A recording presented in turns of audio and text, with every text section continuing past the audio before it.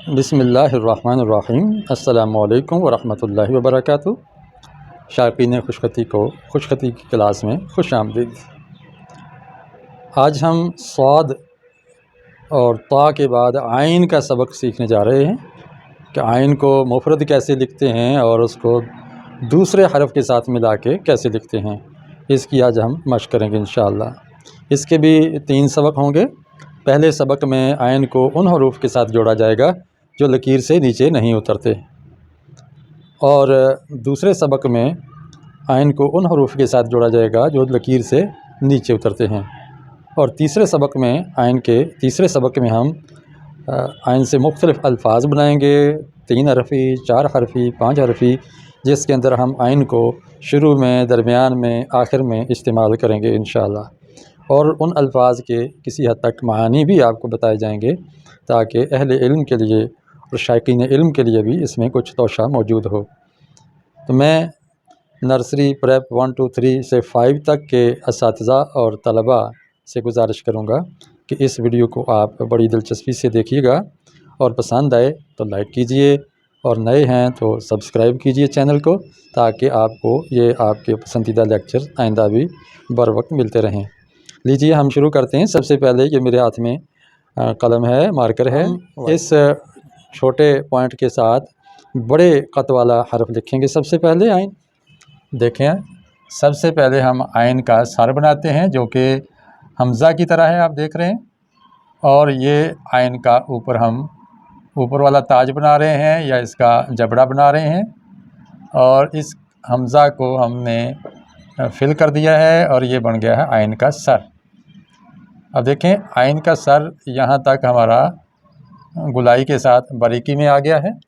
ये मैं थोड़ा सा मोटा इसलिए कर रहा हूँ ताकि कैमरे में इसकी तस्वीर आ जाए, लेकिन बहरहाल हम वो इसमें रिज़ल्ट नहीं दे पाएंगे जो एक कापी या रजिस्टर के वर्क पे आता है।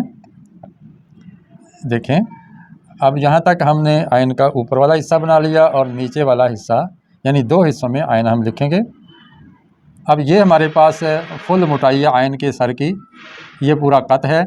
तो इस कत के बराबर हम नीचे इस लकीर से नीचे 2 गुना और 2.5 गुना, यानी 2.5 कत हम नीचे इसको आइन को ले जाएंगे, और ये गोल दायरा हम जैसे अंडा गोल होता है इस तरह हम इधर ले जाएंगे, और यहाँ से यहाँ तक का फासला भी 3.5 से 3.25 कत तक होता है।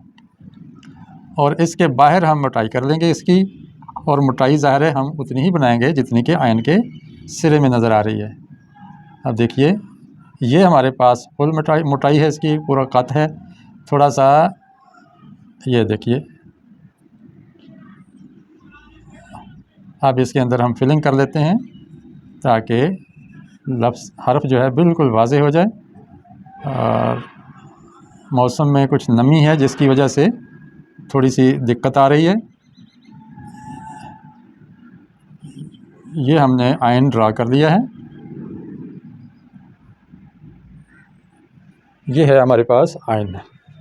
जब दायरा इधर जाता है तो दायरा लकीर से 1 कत के बराबर तकरीबन ऊपर जाता है लकीर से, और जब हम इस तरफ दायरा लिखें जैसे आपने यहाँ शीन का देखा है, तो ये तकरीबन 2 से 2.25 कत तक ऊपर जाता है। ये जहन में रखिएगा। अब आइन को जब हम अलिफ के साथ जोड़ेंगे तो ये यूं गोल होगा। ये देखें आप, ये गोल होगा और इसके अंदर ये आइन के बाद अलिफ जोड़ देंगे, और अलिफ चूँकि लकीर के साथ जुड़ के आता है इसलिए ये आइन भी लकीर के साथ जुड़ेगा। आइन बे अब, आइन बे अब, देखें बे लकीर से नीचे नहीं उतरता। बे, पे, ते, टे, ये सारे इसी के बहन भाई हैं। फिर आइन दाल अद, हद जो है ये देखे दाल नीचे नहीं उतरा, दाल से फौरी पहले जुड़ने वाला हरफ लकीर से मिला हुआ है। रे जब ऐन के साथ जुड़ेगी तो नीचे आएगी, तो वह हम अगले सबक में बताएंगे। सीन, शीन, सौद, ज़ौद, ये सारे दायरे वाले हरूफ नीचे उतरते हैं। तो अलबत्ता ये लकीर से ऊपर ही रहता है। यूँ हम आइन का सिरा लकीर के साथ जोड़ देंगे, और ये तो का अलिफ खींचा, इसको आगे बाएं जानिब झुकाया, फिर पीछे रिवर्स लेके और यहाँ हम नोकदार इसकी चूंच बना देंगे। ये हमारे पास ता के साथ आइन जुड़ गया है, ता ज़ा इसी में है, आइन गैन भी दायरे वाले हैं। फ़े जो है वो लकीर पर ही रहता है, वो लकीर से नहीं उतरता।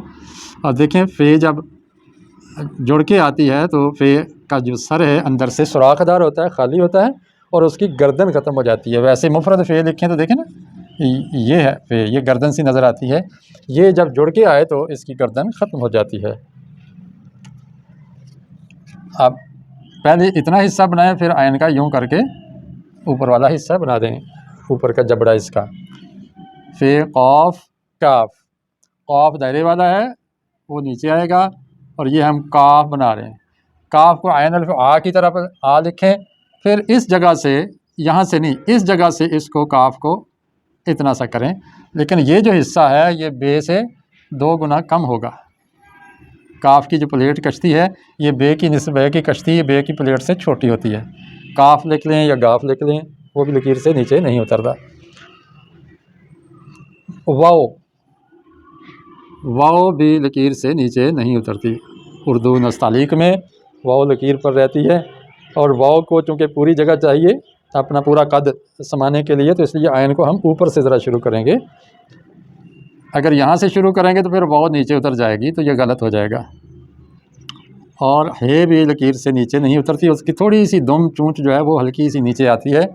अब वगरना ये जो हे जुड़ के आए तो ये मद की तरह आती है, ये देख रहे हैं आप, आइन है आ, इस तरह बड़ी ये बड़ी ये भी लकीर से नीचे नहीं उतरती। तो ये वो हरूफ हैं, 5 तरह के ये हैं और 4 तरह के ये हैं, फिर 2 ये हैं, 2 इसकी जोड़ी है और बाकी ये हरूफ शुमार कर लें तो ये वो हरूफ हैं जो लकीर से नीचे नहीं उतरते। उम्मीद है आपको ये सबक पसंद आया होगा। अगर आप टीचर हैं तो अपने तलबा को इस तरह पहली लाइन लिख के दे दें जो लकीर से ऊपर आते हैं, उसके नीचे कापी पे तलबा उसको देख कर लिखेंगे। आप उनकी कापियाँ चेक करके उसकी इस्लाह कर दें या ये वीडियो दिखा दें, इससे भी बच्चे को रहनुमाई मिलेगी। हम अब दूसरा सबक इंशाअल्लाह अगले लेक्चर में देंगे आपको। अल्लाह ताला से दुआ है कि वह हमें हर फ़न में और हर इल्म में महारत अता फ़रमाए। व आखिर दावाना अनिल हम्दुलिल्लाहि रब्बिल आलमीन। अस्सलामु अलैकुम व रहमतुल्लाहि व बरकातुहू।